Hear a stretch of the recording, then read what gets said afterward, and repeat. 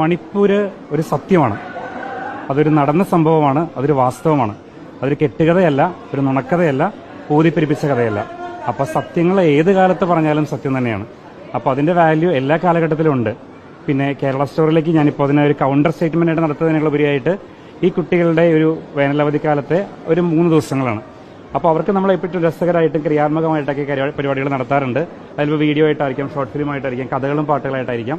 അപ്പോൾ ഇന്നത്തെ ദിവസം ഏതായാലും ഒരു ഇൻഫർമേറ്റീവ് ആയിട്ടുള്ള കാര്യം ചെയ്യുക എന്നുള്ള ഉദ്ദേശത്തോടു കൂടി എന്തായിരുന്നു മണിപ്പൂരിൽ റിയൽ നടന്ന സംഭവം എന്നുള്ളത്. അപ്പോൾ കുട്ടികളൊക്കെ എത്രത്തോളം റൂട്ടഡ് ആണെന്നറിയില്ല ആ വിഷയത്തിൽ. അപ്പോൾ ഒരു ചെറിയ ഇൻപുട്ടെങ്കിലും അവർക്ക് കൊടുക്കുമ്പോൾ നമ്മൾ വീണ്ടും പറയുന്നത് ഈ കഴിഞ്ഞ വർഷക്കാലത്ത് നടന്ന ഏറ്റവും വലിയൊരു വേദനയുടെ സംഭവമാണ്, നടക്കുന്ന സംഭവമാണ്. അത് നമ്മൾ ഇപ്പോഴും മറന്നുകൂടാ. അത് വീണ്ടും വീണ്ടും ഓർപ്പിക്കുക എന്ന് മാത്രമാണ് നമ്മൾ ഈ കാലഘട്ടത്തിൽ ഉദ്ദേശിച്ചത്. മണിപ്പൂരിൽ ക്രൈസ്തവർ നേരിട്ട പീഡനം എല്ലാ സ്ഥലങ്ങളിലും എല്ലാ കാലങ്ങളിലും മനുഷ്യർ നേരിടുന്ന പീഡനം ഒക്കെ ചർച്ച ചെയ്യപ്പെടേണ്ടതാണ്. അങ്ങനെയുള്ള വേദനകളുടെ കഥകൾ ഉറപ്പായിട്ടും ചർച്ച ചെയ്യുന്നതിൽ പിന്നെയും ആവർത്തിക്കുന്ന തെറ്റില്ല.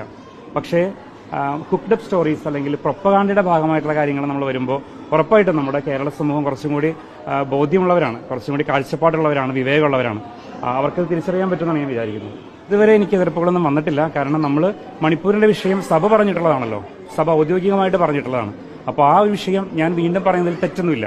പിന്നെ ഇതിന് റെലവൻസ് വരുന്നത് ഈ കാലഘട്ടത്തിന്റെ പ്രത്യേകത കൊണ്ടാണ്, പ്രത്യേകിച്ച് സമയത്തിന്റെ പ്രത്യേകത കൊണ്ടാണ്. അത് നിങ്ങൾക്ക് എല്ലാവർക്കും അറിയാവുന്ന കാര്യമാണ്. അപ്പോൾ ഒരു പ്രൊപ്പഗാണ്ട വീണ്ടും പ്രൊപ്പഗേറ്റ് ചെയ്യപ്പെടുമ്പോൾ അതിന് ബദലായിട്ട് നമ്മളൊരു സത്യം വിളിച്ച് പറഞ്ഞുകൊണ്ടേയിരിക്കണം.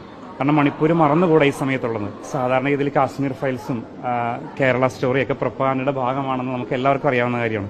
ഈവൻ ഞാൻ കുഞ്ഞുങ്ങളോട് പറയുമ്പോൾ പോലും അവർ പറയുന്നത് ഇത് നമ്മുടെ കേരളം അല്ലല്ലോ, നമ്മുടെ കേരളം ഇങ്ങനെയല്ലല്ലോ, ഇതൊന്നും ഇങ്ങനെയൊക്കെ പറയുന്നത്. കാരണം ഇത് കേരളത്തെപ്പറ്റി അവർ പറയുന്ന കാര്യം നമ്മൾ കാണുന്നൊരു കേരളമല്ലല്ലോ. അപ്പോൾ ഇന്ന് കുഞ്ഞുങ്ങൾക്ക് വരെ തിരിച്ചറിയാൻ പറ്റുന്നുണ്ടെങ്കിൽ ഉറപ്പായിട്ടും വിദ്യാസമ്പന്നരായ പൊതുസമൂഹത്തിന്, പ്രത്യേകിച്ച് കേരളത്തിലുള്ളവർക്ക് അത് മനസ്സിലാക്കാൻ പറ്റുമെന്നാണ് ഞാൻ വിചാരിക്കുന്നത്. ഈ കേരള സ്റ്റോറിയും കണക്കുകൾ നിർത്തിയായിരുന്നു, ശ്രദ്ധിച്ചിരുന്നോ?